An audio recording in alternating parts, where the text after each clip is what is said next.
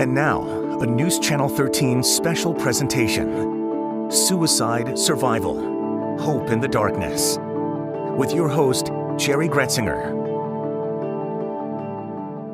Good evening, I'm Jerry Gretzinger. Thanks for joining us. For the next hour, we're going to do something that most people find uncomfortable. We're going to talk about suicide. Consider this, according to the CDC, in 2019, there were 19,141 homicides in the U.S. There were more than 47,000 suicides. Young and old, men and women, every race and orientation. 47,000 people who felt it was their only option. How do we not talk about that? Tonight, you're going to meet 5 courageous people who were all touched by suicide. Some lost loved ones, some nearly lost themselves. Each has found hope. September is National Suicide Prevention Awareness Month, and the Suicide Prevention Center of New York found these people ready to share their very personal and emotional stories as they try to help others find hope in the darkness. I know suicide is not always an easy topic for people to want to discuss, and that's whether they've known someone that they've lost to suicide or they themselves have considered it or attempted it. But I want to thank each of you for being here today to talk about this important topic with us, with our viewers, and sharing your experiences. And with that in mind, I want to start with that. I want you to go one by one. Tell us who you are, introduce us to yourselves, and let us know your personal experience. What brings you to be a part of this panel today? Yeah, I'm Dan Egan. Currently, I'm the board chair for the Capital Region chapter of the American Foundation for Suicide Prevention, and I also serve on our National Loss and Healing Council. My connection to the cause is that 31 years ago, when I was a freshman in college, I lost my father to suicide. You know, to say that I dealt with it poorly would be give the impression that I dealt with it at all. You know, I really suppressed it for a number of years until later in life I dealt with my own anxiety that for about a period of 6 months was nearly crippling. You know, at that point I realized I needed to get help. Went and sought counseling, and then eventually reached a point where I thought my story could help others travel an easier path. So I've been volunteering with AFSP in various roles for the past 14 years. My name is Tim. I guess my connection would be a few years ago I had my own crisis. I've lived with mental illness my whole life. But I guess it didn't really come to a halt until a couple of years ago. Again, when I had my crisis, I was fortunate enough to be involved in a 5.5 week intense outpatient program, and which I learned a lot of things. Came out and wanted to learn more, so I just kind of continued it. So I guess I'm just a mental health advocate, mental health podcaster, and supporter of awareness and prevention. My name is Kim. I lost my oldest son, Randy, in April of 2011, 10 years ago. I also volunteer with the AFSP. I'm the Lifekeeper Memory Quilt organizer for the Capital District. And also I am the site lead for the Schenectady Survivor Day, International Survivor of Suicide Loss Day, in our Schenectady site. Hi, I'm Will Foley. Thank you very much for having us here today to talk about this very important topic. I'm actually a podcaster. Tim and I created Above Ground podcast in 2019 to talk about our own mental health struggles. But I also am a volunteer for the American Foundation for Suicide Prevention. I was on the board up until the beginning of this year where I stepped down. I also have my peer support certification through New York State. I come to this on all facets. My mother has attempted twice. And I live with my own mental illness, and I had my own struggles in 2013, and I was considering suicide and putting a plan together. And with help from my family and friends and professional help and a long road to recovery, I'm here still to share my story, and I feel I've had a mandate placed on me to share it, so that's why we're still here. And thank you for having us. Hi, I'm Stephen Yachik. I'm from Central New York. I'm a volunteer firefighter. I've been a volunteer firefighter since 1982, and I have known some people who have attempted and were successful. I've also known some people who have attempted and were not successful because of people catching them in time. I also attempted myself in 2015. I had one of the worst crises of my life, and thankful for my service dog. She saved my life from it. I also, at that time, needed to do something. I needed more of a purpose. And I decided to take a look in first responders suicides. And I just want to share one statistic. In 2019, there were 48 firefighters killed in a line of duty death, which means at a fire they passed away or had something related to it. There were 119 suicides by first responders in that year. And that's where my passion is now. I want to get the word out to first responders. First responders think that they have to be Superman, Superwoman. They don't need to. They can step down and be human beings. And that's my passion, and that's what brought me here today. And Steve, you mentioned Luna, service dog, who's here with you, and we're just going to point her out because, as you say she saved your life, and yes. The role that she plays in your life is important. So I want to make sure that people know that she's here, and she's a very good girl. She's very patient with us as we get this going. Thank you. So we're here to talk about this, and that's the first thing I want to talk about. Each of you have just shared with me, and with all of us, what brings you here today, and the moments that were difficult that you persevered through. And you were here to talk about it today. And as I said when we started talking about this, sometimes for many people it's something they just don't think should be done. They say, oh, we don't talk about that. Let's not discuss it. Let's not get into it. Feel free to jump in here, but why is it so important that that not be the case, that we do actually talk about this, talk about these experiences that you've had? I been called the Grim Reaper in my county because I talk about two topics that firefighters don't want to deal with. They're in denial of. One is cancer and one is suicide. Being this on a suicide talk, people don't want to look at it. They don't want to admit to the fact that they have post-traumatic stress, or they have something that leads them to thinking that they may have failed their responsibility as a first responder. They failed because they couldn't save someone for whatever reason. I carried that with me for over 30 years. As a matter of fact, let's just quickly go through a quick story. Back in 1988, there was a really bad fire in Spring Valley. We lost 3 kids and a grandmother. The one kid was right in the picture window, and I'll never forget that. I had to go through therapy to get out of that, and that was part of my struggle in 2015. And first responders have to realize that they can't be the super person that they want to be. They need to understand that they have their own issues too, and they need to address them so that they can be good first responders. I think for me it was big when I lost my dad. I felt really alone and isolated. I didn't realize there were people out there who were going through the same thing and would understand. Literally decades later, I found out that someone I knew in college and lived in the same building had lost their brother to suicide in a similar time frame. So, there you have two folks who could definitely support each other who had no idea that they were near each other at the time. So it's that feeling of togetherness and letting people know that they're not alone. Because I've spoken out, friends have felt comfortable coming to me and talking about issues, and sharing their stories, and then helping them get the help they need. So they know that they can approach you. Exactly. They know it's safe to talk to you about it because it's a safe place, and that's important. I think a lot of people are afraid to talk about it because they don't know how to talk about it. And coming from this type of background where we've all had our own experiences with anxiety or depression or a suicide attempt or ideation, you feel very isolated, but it's hard to talk about it if you don't have a language to say, my emotions are a mess, or I'm feeling depressed, or going through a midlife, like anything. It's just hard for people to talk because I don't think that they know the words to say, and that's where they stumble, because words can be clumsy. That's exactly what I was going to say, and I use, I don't know if it's a friendly term or not, but I use the term suicide etiquette just because, people, we look at them like, oh, well, they're not bringing it up, and some people may look at them as a negative person, but they may want to bring it up, but they just don't know how to start a conversation or what words to say. I mean, even I think all of us could agree, even if we stumbled across someone who lost a family member, it's still hard for us to say, like, how can we, be there for that person or just tell them, hey, I'm sorry, kind of thing. There's more to it than that. There's by talking and having these conversations, you can actually save lives. Absolutely.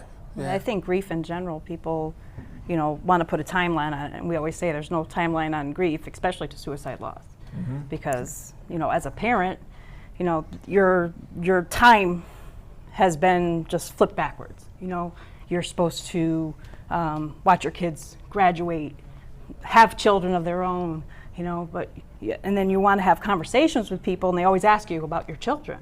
For me, as a child loss survivor, what do you say? What do you say to people? Right. Oh, I have. You don't know what to say to people. So grief in general. People want to put a timeline on it, you should be over it, but here I am 10 years later. I mean, you have good days, you have bad days. I mean, it's Yep. And I think with the first responders especially, it's very similar to having played sports when I was younger and knowing a bunch of athletes in college. You're kind of conditioned to not say anything that's going to take you off the field or out of work in general. And this is even a step beyond that, because not only is it not a physical ailment that you wouldn't fess up to necessarily, because you still want to do your job, it's something that's kind of taboo to talk about. So it just kind of adds that extra layer, I think, for the folks on our front lines. And I think in this conversation, I think you had mentioned that there's this feeling of isolation when you're in that moment and you're having these thoughts. Yes. And then another of you talked about how you feel like, well, I shouldn't bring this up, it's taboo, I shouldn't talk about how I'm feeling. So I want to go to another piece of this. We hear a lot of times people say, if you notice somebody exhibiting certain behaviors, whatever, and we'll get to those a little bit later, they encourage those people to talk to people, to ask them, how are you doing? What's going on? Talk to me about the importance of that, if you are worried about someone, again, we just through society, we think, oh, well, we shouldn't bring that up. We shouldn't ask them if this is something they're considering, but at the same time, that could be the one thing that really makes a difference. I just wanted to say one thing first. I kind of want to dispel the biggest myth about suicide, and that is if you ask somebody if they are thinking about taking their life, ending their life, or saying the word suicide around them, it's going to put the idea in their head. And it doesn't. The idea was already there. The isolation was already there. The hole was already there. So it really just takes somebody like maybe one of us who has a little bit of experience with it to just see something in someone that they wouldn't be able to express, that actually gives them a space to open up. Yeah, and I was going to echo that sentiment with a personal experience from one of the friends who reached out to me. Something I could tell when he called just was a little bit off, so I asked if I could come over and see him. And like you said, just flat out asked him, I said, hey, are you thinking of hurting yourself? And he's like, yeah, it's just, the thought's already there. He was like, it's just on my list of to-do. Go to the grocery store, take my own life. And it's sit with him, talk to him, get him to commit to going to get help. I knew he wasn't in a crisis at that moment, because typically the suicidal crisis is a relatively short window that you can get folks past. And he's doing great. This was several years ago. And just because we were able to talk about it, he is. And I know, and you had said, talk to people like us who, who have experience, who know a little something about it. But I would think too, and Kim, perhaps you want to talk about this. I know there are young people out there who have these thoughts, and they may have parents who sit back and look at their children and they wonder, why are they behaving this way? Why are they exhibiting these behaviors? Well, what can I do? What can I say? I can look back to the couple years before, and now I can see the signs. The withdrawing from the sports, and my son used to play violin, and it was really, really good academically. And he started withdrawing. He was sleeping more. He was agitated more. But I had 2 teenage boys, so I thought that's what teenage boys did. I didn't know any different. But now looking back, after losing my son, I can see a lot more of the signs. There is programs that the FSP has programs that can come into the school and educate peers and teachers and principals and guidance counselors, and to help with those warning signs and to make safe people to go to in the school itself. Because not all kids want to go to their parents, especially when they're struggling with something like that, to tell them how they're really truly feeling.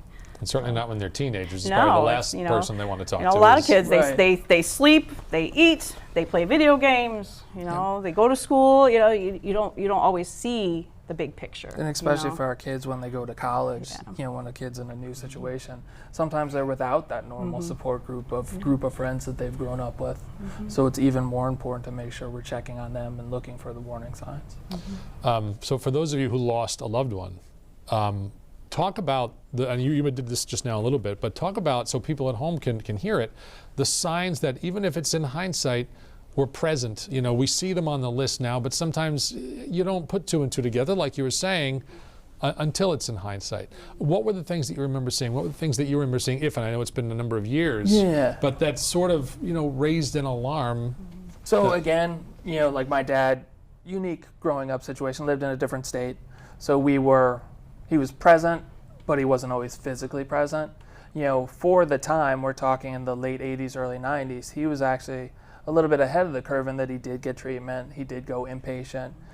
He was a nuclear physicist for the Air Force and was working for the EPA at the time. The issue with him was medication. The medication at the time made him feel like he was becoming less intelligent. So some of the signs we didn't see were he faked it really well. Like he actually stopped taking his medication. But you'll see him become more withdrawn. Sometimes there's almost like an elation at the end when someone has a plan. They seem to get better for a brief period where they seem more of their normal self. But that still doesn't mean they're not going to go through a crisis. So for me, it's a little hard to recognize those in him. I've been around other folks who unfortunately have died by suicide as well, and have seen some of it, but not as much as you would like to. Yeah, had I seen the signs and known that, I was one of the few people that didn't see the signs. So, obviously we would have gotten him help, So when I say I was blindsided, but yeah, just what I said, the withdrawing from family events and, somebody that was really into baseball and cross-country track and, winning awards for all that. And then suddenly, middle school, high school hits and all those things are no longer important. But again, teenagers do change friends, I remember being that age and, shifting a little bit, but. And just to add something to that, let's not forget hormones. Yeah. I mean, let's not forget the chemical changes that, because I can speak from my own personal experience. I had like this darkness that kind of penetrated me around 9 years old that I literally felt thump me off the chest, I kid you not. And I'd never noticed it until like my teenage years. And my teenage years were pretty chaotic in my own mind. And I think that's where we lose a lot of our youth, is because their brains aren't developed yet. They're going through all these chemical changes, and then you throw on emotions, schoolwork, dating, just life in general, and wow, you got a recipe for disaster.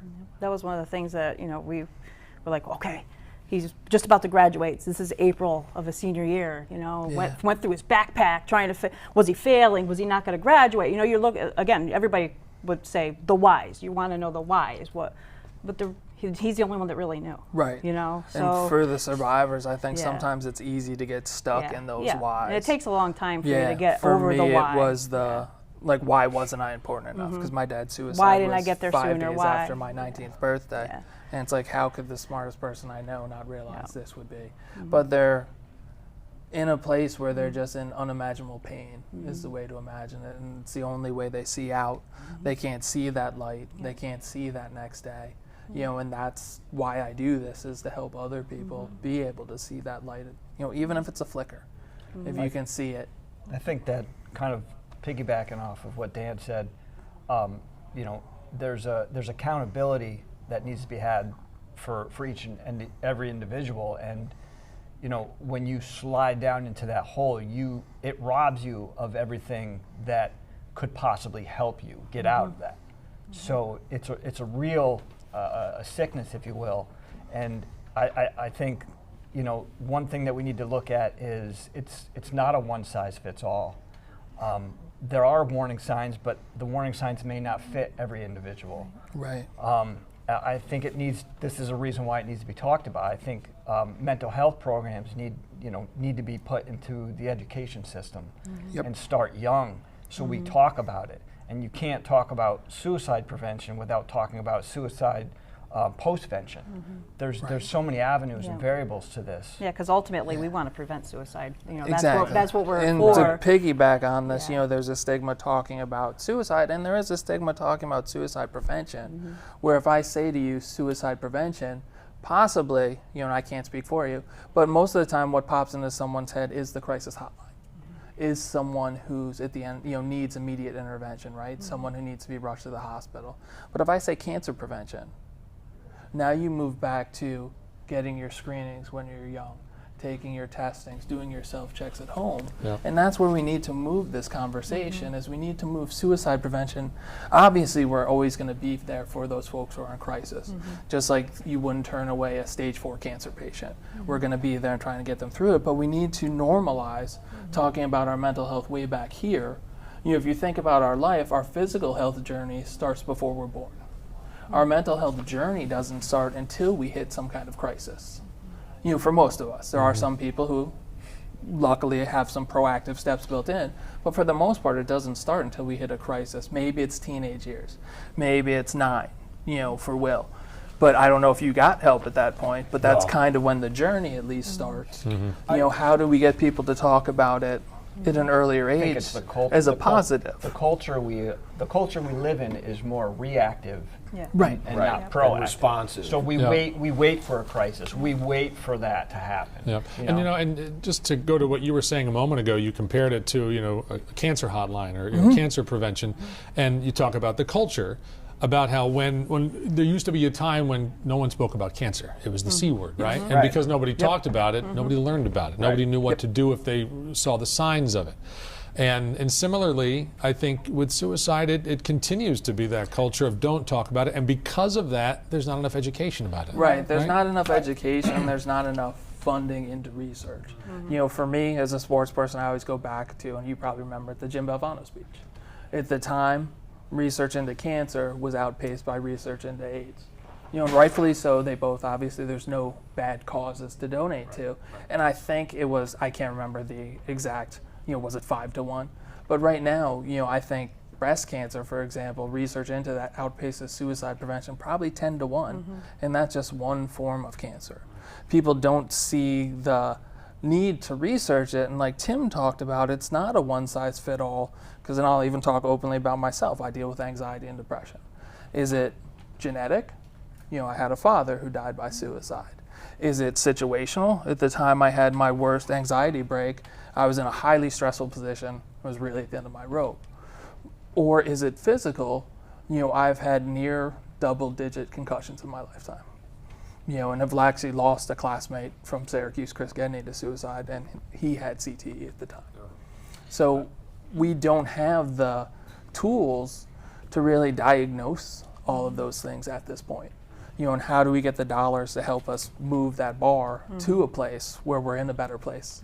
Dan, I also wanted to just point out one thing before, because it kind of leads into you too, because we always talk about physical health.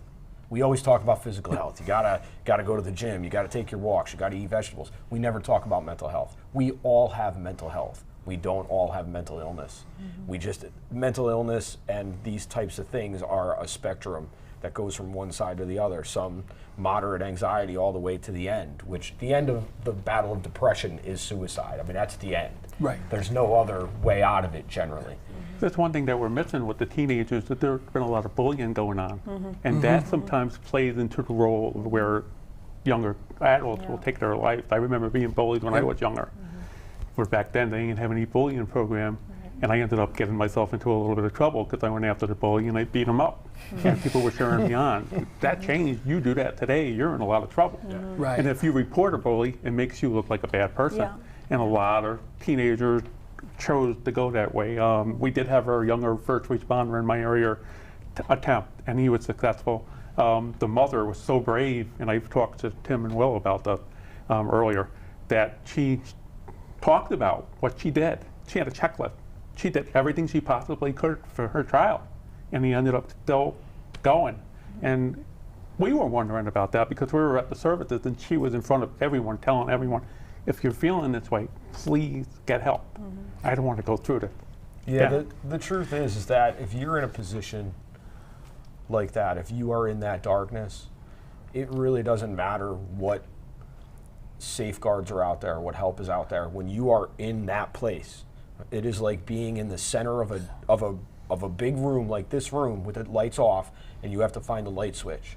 And a lot of times, you're not going to find the light switch. But I think too, and you can probably attest to it, because we've built those support structures, knowing our situations, that if people are doing that proactively, it's a lot easier for you to get through. Right. It's a lot if we know easier for about me it. when I If we hit know my about If you it. know right, about like it, I right. know my If you're- struggles, and you said it best. if you're Mental in that health is hole- health. If you're in that hole in that moment, you don't know Right. about it, and the cognitive, Yeah, you know, that's not the time to learn The about it. dissonance is. Yeah. the dissonance Yep. and the cognitive Well- distortions that are in your head. You could have somebody saying, "Hey, we can help you. Hey, I care about you," and it doesn't matter what they say. You know, what matters is what you're feeling inside. So, what is it that helped these people find hope in the darkness, that inspired them to share their stories? We'll find out after a quick break.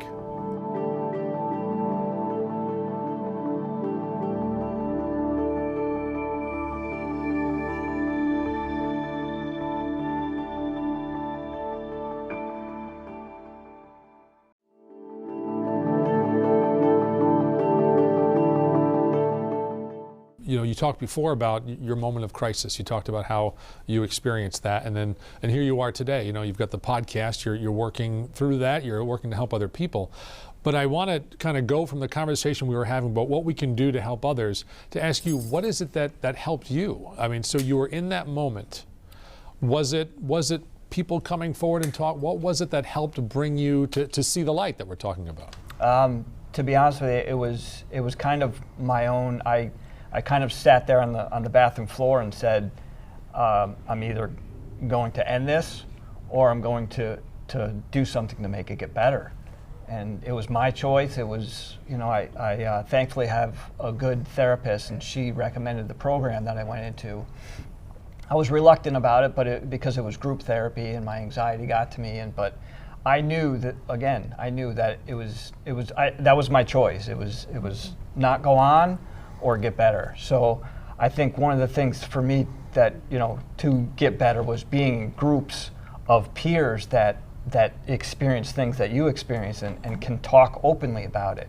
And you can identify with that and make connections. I mean, connections, you know, are at the basis of all vulnerabilities. So you can open up, and once a conversation starts, it just kind of flows from there. And So you sought things to help support you through this. Correct. And what you sought, and you found what you needed to help you through that. Thankfully, It yes. was peer groups you could talk to, other information. Yes.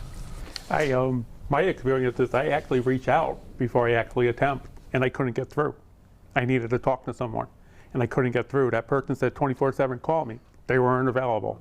So my attempt was stopped by her because she knew something was going on.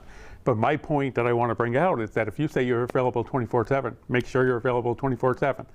You know, I always tell people, if you need to talk about something, anything, I'm available, but keep in mind, after 10 o'clock, I may be asleep. So just text me, and then I'll try to get back to you, or keep trying.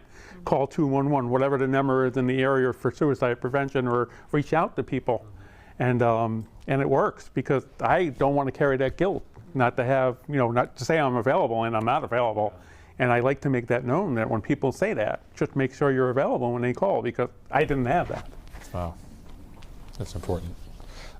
You know, so we've talked about the different age groups, I guess, that are susceptible, and I guess, you know, we did some research, and when we first were planning this panel, you know, we had 4 gentlemen, and I know we hadn't gotten confirmation that you were able to be here yet, and we thought, well, we don't want to make this seem like it's strictly a male issue, that, you know, men are dealing with this, but then we looked and we found that middle-aged men are one of the high-risk groups. We are the high-risk group. Yeah. We're up there, one of the highest. One of the Yeah. highest risk groups we are. Because we don't, like you said, we'll talk about health, but we won't talk about mental health. You know, most of us, you know, as an I won't call myself an athlete, but I played sports. You know, I've got scars, you know, from surgeries, from injuries, and each one of those has a story that you'll share. But, you know, all our mental health leaves a scar in some level, and those aren't as comfortable for folks to share. You know, it's not something you sit around. I do, but a lot of people won't. Yeah, we don't. Yeah, we're a unique group, We're a like unique with group Will of, and Tim. of people. Yeah. And it's great to, and I'm so happy that Kim is here. But it's also very awesome to be with 3 other gentlemen that are involved in this type of thing. And it does make you feel less alone. It makes you feel like, hey, you know, I am part of a part of a little team here and there. You know? Yeah, and, you know, and you talk about this too, and you were talking about the sports, and you know, it's good to be with 3 other men who are openly talking about this. There is that old belief that, you know, the guys got to be tough. They can't show any weakness. They need to be able to muscle through anything. Do you find that maybe finally there's a crack in that dam a little bit, because here you guys are talking about this, and hopefully we're not the only ones. I do think you see it. You see it on a national level a little bit more too. You'll see more folks stepping outside their box and talking about it, whether it's a Solomon Thomas, Dak Prescott sharing his struggles after his brother's suicide, Kevin Love in the NBA. I actually believe that it was the guitar player, one of the guitar players in Anthrax, just put out that he was getting off the tour because his mental health is not doing good. Right, since and the pandemic. and you're right. For me, it was the, you know, nah, I shouldn't have to talk to anybody about this. I'm tough. I've got this. And you reach a point where you realize the strongest people I know are the ones who know when to ask for help. You know, Absolutely. It's hard, and it's making yourself vulnerable, and just learning that, you know, takes way more strength than pretending it doesn't exist. That makes me think about when you talk about, you know, musicians and famous people. When you want to get people on board to help support the cause, when you think about the famous people in the past decade even that have taken their life, and if one of those people would just maybe get behind And the some cause, have, you know? but it seems like it's always a struggle. Yeah. Like, for example, if there was ever a physical ailment that at the height of it was taking the lives of 22 veterans a day, I imagine the amount of money that would come pouring in would be astronomical. I listen to XM radio when I listen to Octane, and one of the girls every day, right around 3 o'clock, she shares the Lifeline on air, and then she plays a Linkin Park song because Chester Bennington had taken his life. So it's like, that little bit though, you know, she says you share it with somebody else, you don't know who you're going to help. So, Absolutely. you know, so that little bit just can And the help. first responders, they're like, no, I don't want to talk about that because I may lose my job. So we're in the stage right now where we have a couple of retired firefighters that are bringing it up. And they're saying, look, yeah, I know I retired, but this is what really happened when I was there. We've got to stop it. We got to say, okay, it's okay to say this, and you're not Superman. And it's a real serious issue because people don't want to show that they're vulnerable, especially in there. They don't want to be stigmatized or stereotyped as weak because they thought about suicide or they bringing up mental health issues.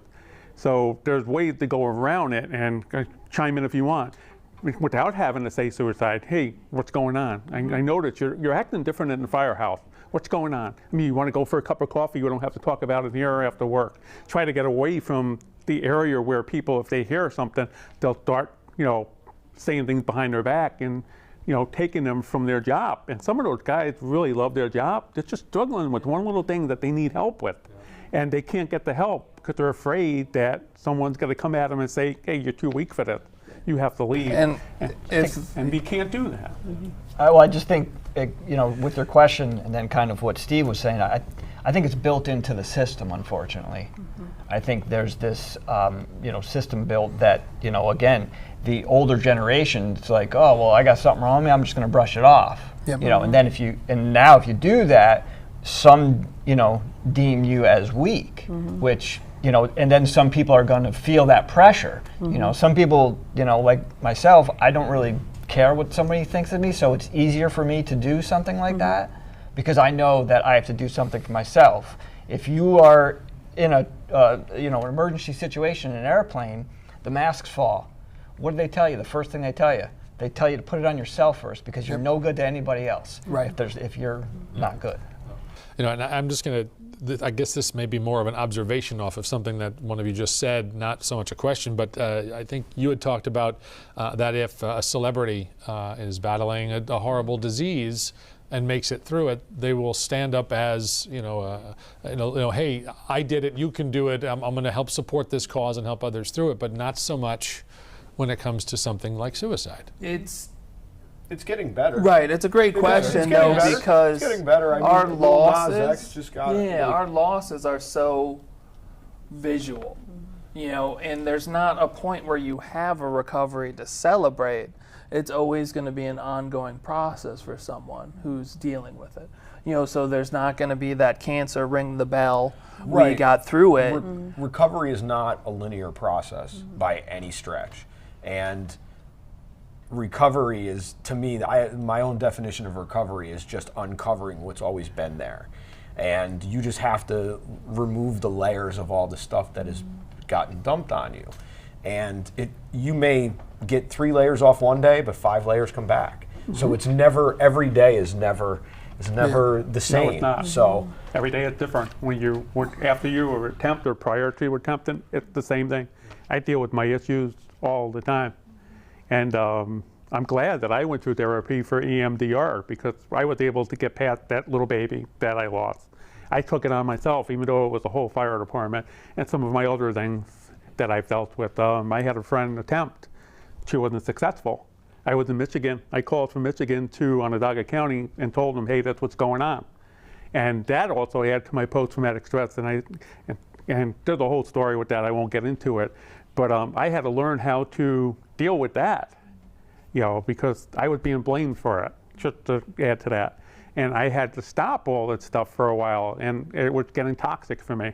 So I had to remove myself from some of the stuff. But I learned these things by listening to these guys, by researching suicide on my own, by joining a peer support group out in Illinois for training to see where I can help people. And it came at my expense because I'm passionate about this. But not many of these first responders are passionate about mental health. They're like Tim said, brush it off. Yeah, and I think a lot of you just made a very good point too, that if there are people out there who are seeing this, that have had these thoughts, and they make it through, but then things roll back. They shed 3 layers but gain 5 back a week later, to let them know that that's not necessarily unusual. I mean, that's to be expected. Right. It's kind of, for me, it was learning what triggers my anxiety. Understanding when I feel it coming, how to calm it down.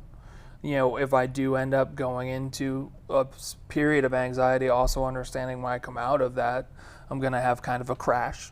So there's going to be a couple days where my depression's pretty bad because I have all this energy, and then it's all gone.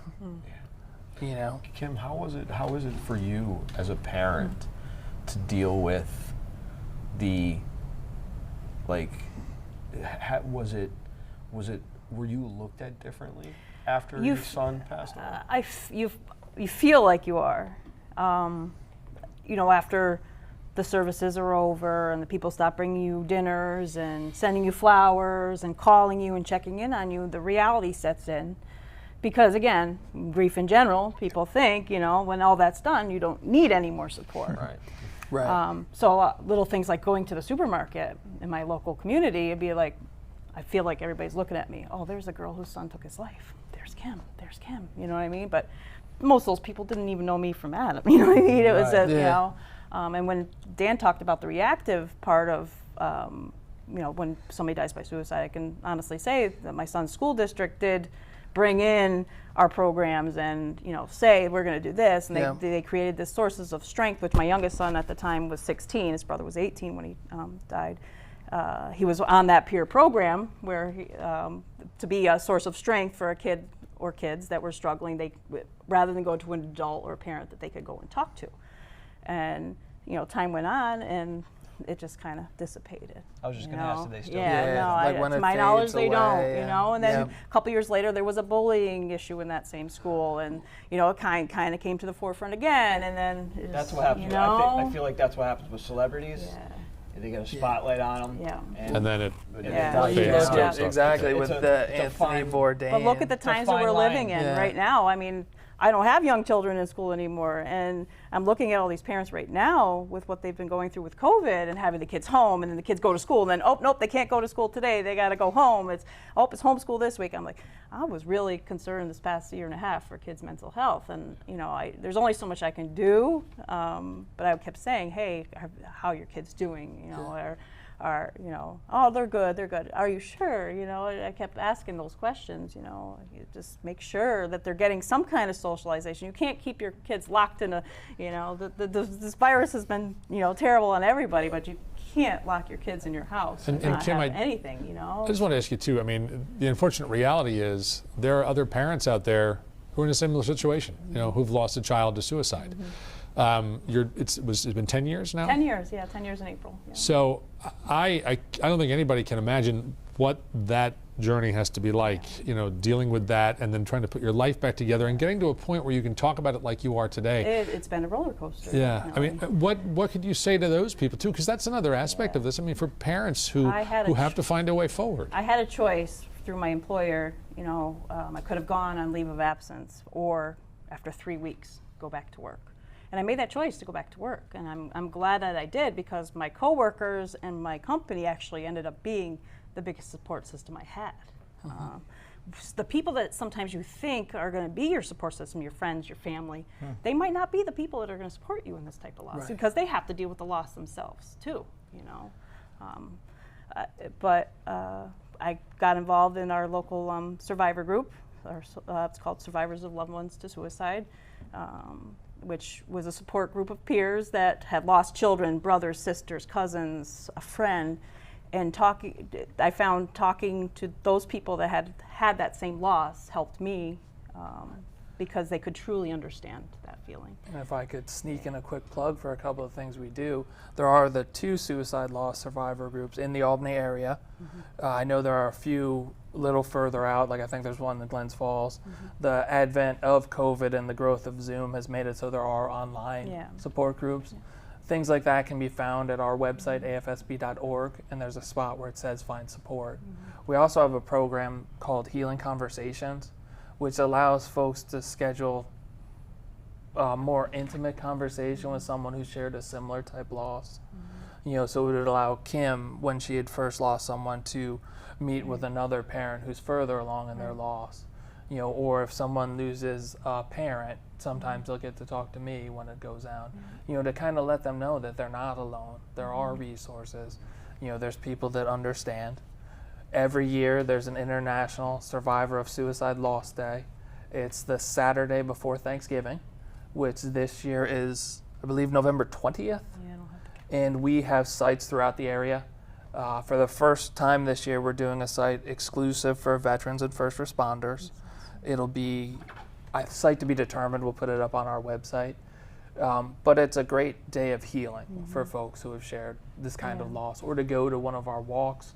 You know, they are our fundraisers, but again, it's a community of support, you know, where you can meet and bond with folks who have shared what you've gone through. You know, I wanted to ask a question, and we hear a lot about the impact of society today, social media, technology on young people, and what that does to them. I mean, there was just a study that came out this morning that said that many young children who think about suicide say what drove them to having those thoughts was Instagram. They specifically isolated that app as a reason why they've started to have these thoughts, that they look at other people's lives and think, well, mine is so awful.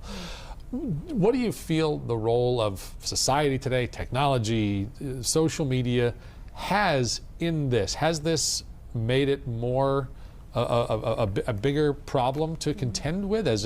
What are your thoughts on the role it plays? I personally feel, and this is my feeling, that social media is a tool. And we all know tools can be used for good, tools can be used for bad. And there's a yin and yang to everything. And for all the upside, there's a downside. And of course, obviously, unfortunately, the difference between children now and like when we were growing up, or some of us are growing up, or me, or whatever, was you could leave school and not have to deal with anybody from school. You can't get away from that on social media.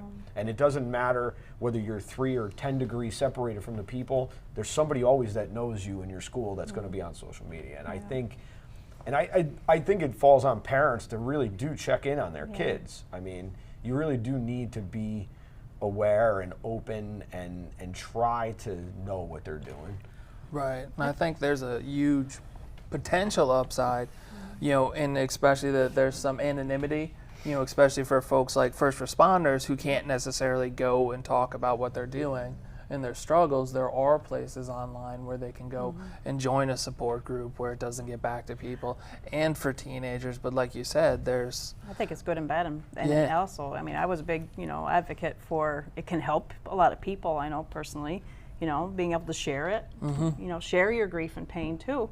Not that you're looking for sympathy, but you can't always talk to somebody, you know, so if you're able to share something, say through Facebook or what, you know, I don't have Instagram, but people might say, hey, I'm thinking about you, or are you okay? Or they might send you a private message, hey, are you okay? Right, You and know, for the sharing teens- things, I share a lot, I shared something that was from like 6 years ago on my Facebook, and it was a whole story that somebody had written about what it's like to lose a child in general, but a child to suicide. And then it helps you to revisit things too, because it keeps a record, I think too. for me, it goes back to what we talked about earlier of starting that mental health with our young peoples earlier, so they understand and they're not building their expectations based on what they see on the internet.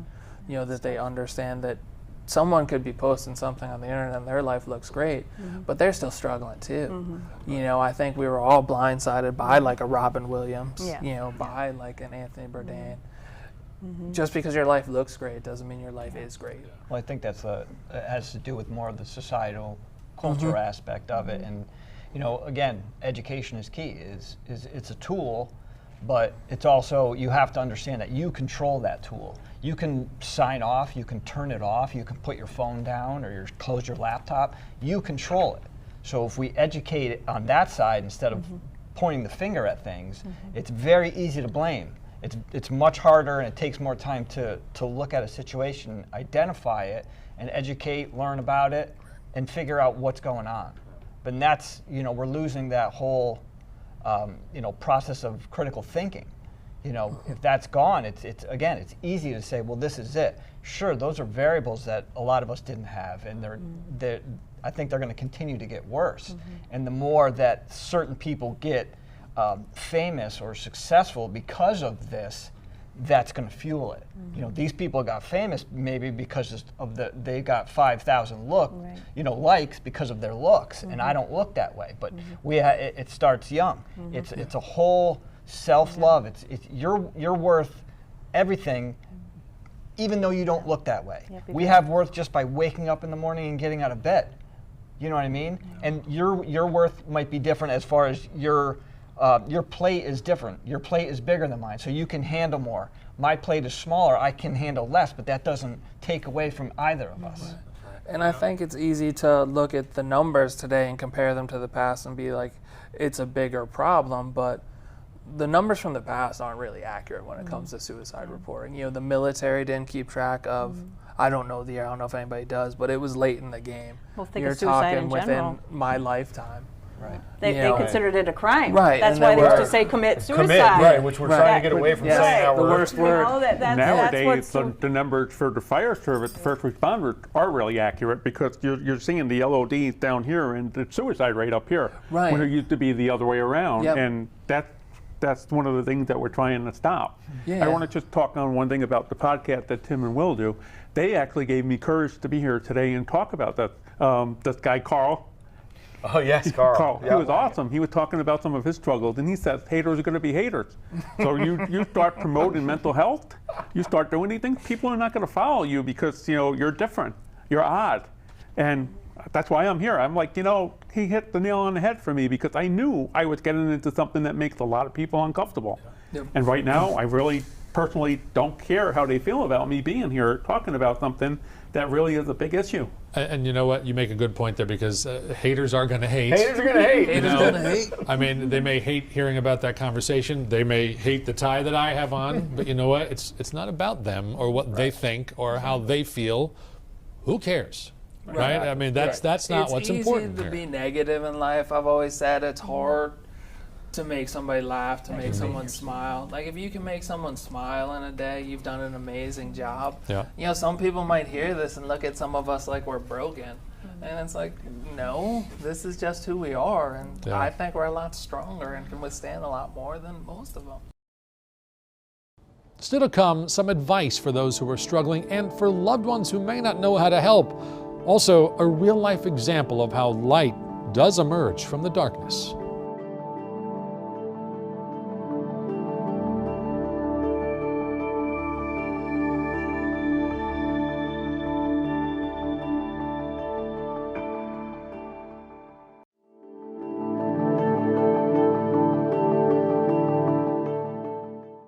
As we kind of wind down, I want to give each of you an opportunity. We talked about, we're hoping a lot of people will see this and it will mean something to them. I want to give you all an opportunity to address, if people are out there and they're at that point of crisis and they're watching this as an opportunity to get information, to learn more, what would you say to them about the light that will be there tomorrow? Well, I get to go first. This is a tough one. You know, for me, when I've struggled in general, I always say, don't try to see the finish line. Try to see the next lap. You know, take it a leg by a leg. Shorten your expectations. If you're in a crisis, don't try to see the end of the crisis. Get through these next 15 minutes for me. You know, be here in 15 minutes. Once you've done that, can you be here for another half hour? All right, can you see tomorrow for me? You know, and for the folks who are with them, let them know you're there. You know, just reach out, give them a hug, tell them you care, tell them they're not alone. You know, it's one of the most important things you can do. Help them find someone who understands. Well, I would probably first say that if you are on like your phone or social media, your electronics, follow positive, you know, pages, follow positivity, you know, and you know, look at these, read them, read articles, read real stories of survivors. You know, and also your worries, your troubles, they're not permanent. It'll pass. And, you know, there's also an aspect of kind of being open, being aware, and kind of routine maintenance. Let's say you own a vehicle, you own a car or a truck, you have to, you know, putting gas in it isn't enough. You have to rotate the tires, you have to check the air pressure, you have to change the oil. It's the same thing with your body. I think, you know, on the support aspect, people that are trying to support somebody, don't be ashamed and don't be afraid to seek help for somebody. Because they're ashamed to say, oh, I took my child to the emergency room for mental health, which if they're in a crisis, you should do that. You know, you should call 911. You should call the Lifeline. Don't be ashamed and don't be afraid to do that. Because what's the other choice, you know?